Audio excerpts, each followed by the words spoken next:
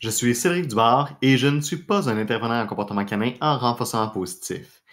Et c'est quelque chose aujourd'hui il y a comme, on dirait qu'il y a deux visions un petit peu aujourd'hui des intervenants en comportement canin. Alors, il y a ceux qui travaillent en renforcement positif, puis il y a les dresseurs qui sont en traditionnel avec les vieilles croyances, les vieilles méthodes, puis tout ça. Alors que le renforcement positif en tant que tel, c'est pas une méthode de travail. Je ne travaille pas en renforcement positif. Je vais, oui, utiliser du renforcement positif, mais je ne vais pas travailler en renforcement positif uniquement. Et me faire dire que je travaille en renforcement positif, c'est rendu quasiment que hey, j'aime pas ça parce que c'est comme si le travail que je faisais se limitait uniquement au renforcement positif. Et je discute souvent avec des dresseurs, tout ça, ça m'arrive de temps en temps, puis ils me disent le renforcement positif, ça règle pas tous les problèmes, ou ben, nous aussi, on utilise du renforcement positif, ou toi, tu es juste du renforcement positif. Euh, Vraiment, ils ont raison sur quelques points. Alors, oui, effectivement, le renforcement positif ne règle pas tous les problèmes, pas du tout même. Oui, ils vont de temps en temps utiliser du renforcement positif. Alors, de temps en temps, ils vont donner des gâteries ou dire bravo à leur chien si leur chien aime se faire dire bravo. Par contre, c'est pas vrai que j'utilise uniquement du renforcement positif.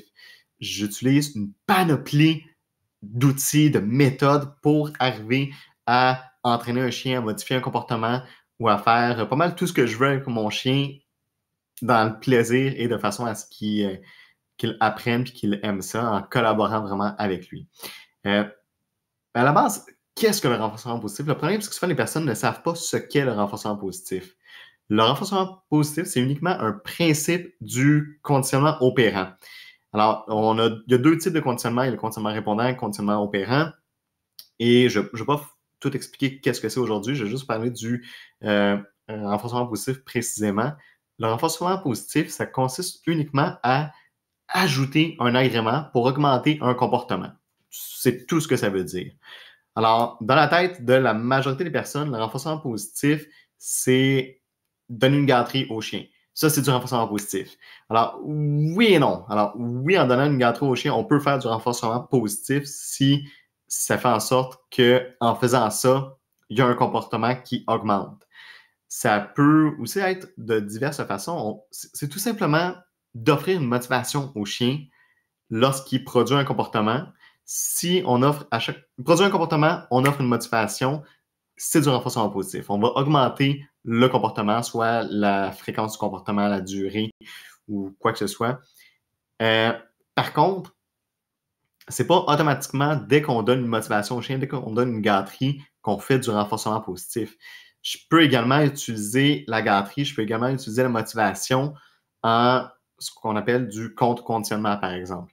Alors, pour modifier l'état émotionnel du chien, alors mon but, c'est pas d'entraîner un comportement, c'est pas de récompenser un comportement, c'est uniquement de modifier l'état émotionnel du chien. Alors, le renforcement positif en tant que tel, c'est pas une méthode de travail. C'est un outil, c'est un principe du conditionnement opérant, mais on ne peut pas travailler en renforcement positif. Parce que si on utilise uniquement le renforcement positif, il nous manque pas mal de stock dans notre méthode d'intervention. On va utiliser, moi, j'utilise la punition. Ouais, j'utilise la punition. Je ne vais pas, par contre, utiliser la punition positive. Je vais faire une autre vidéo plus tard pour expliquer exactement c'est quoi. Très rapidement, punition positive, c'est juste d'ajouter un désagrément pour éviter un comportement, par exemple, choquer le chien, frapper le chien, crier après le chien. C'est de la punition positive. Positive veut juste dire qu'on ajoute quelque chose. Punition, c'est pour diminuer un comportement. Fait que nécessairement, c'est désagréable. Moi, ce que je vais utiliser comme type de punition, euh, c'est la punition négative. Alors, je vais par exemple retirer quelque chose d'agréable au chien lorsqu'il produit un comportement indésiré. Si par exemple, je suis en train de jouer avec le chien, puis je veux pas que le chien me morde ou quoi que ce soit pendant le jeu. Alors, si on joue, oh, il me mordit, mais à ce moment-là, je vais tout simplement arrêter le jeu. Je vais me retirer, je vais arrêter le jeu. Ça, c'est la punition négative parce que je retire un agrément au chien. J'utilise la punition. Alors, je ne travaille pas en renforcement positif. Je vais utiliser plusieurs choses. Aussi, comme je disais tantôt, le renforcement positif, c'est uniquement du conditionnement opérant. Je vais travailler beaucoup, beaucoup, beaucoup en conditionnement répondant avec les chiens. Si on a des chiens réactifs, si on a des chiens qui ont peur de quelque chose, je ne peux pas utiliser du renforcement positif. Je vais utiliser de la désensibilisation, je vais utiliser du contre-conditionnement, par exemple, qui consiste à changer l'état émotionnel du chien, mais j'entraîne rien en ce moment, je veux juste changer l'émotion du chien. Alors non, c'est pas vrai que je travaille en renforcement positif. J'utilise du renforcement positif, mais je ne suis pas un intervenant en comportement canin en renforcement positif. Je ne travaille pas en renforcement positif. Ce que je préfère dire, c'est pas super cute, super beau nécessairement, mais j'aime dire que je travaille en méthode scientifique. Alors, je me base sur la science comportementale, je me base sur les connaissances actuelles et je me base sur la mécanique de l'apprentissage du chien pour travailler avec le chien, tout simplement. Mais dire que je travaille en renforcement positif, c'est pas vrai.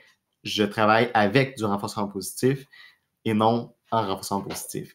Et la raison pour laquelle je trouve ça important d'en parler, de parler un petit peu de ça, c'est parce que, justement, comme je disais tantôt, il y a beaucoup de personnes qui pensent que ceux qui travaillent en renforcement positif utilisent juste des gâteries, ils font juste ça, alors que, premièrement, c'est faux.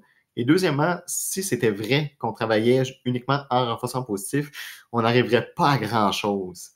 Et c'est ça qui fait en sorte que les personnes nous disent, beaucoup de dresseurs, par exemple, vont dire: ah ouais, mais ceux qui travaillent en renforcement positif ne sont pas capables de travailler avec des chiens réactifs, quoi que ce soit, parce qu'ils font juste donner des gâteries aux chiens. Bon, premièrement, les dresseurs ne comprennent pas vraiment bien les principes de renforcement positif, de conditionnement opérant, conditionnement répondant. Alors, à la base, ça. Hey, c'est le body.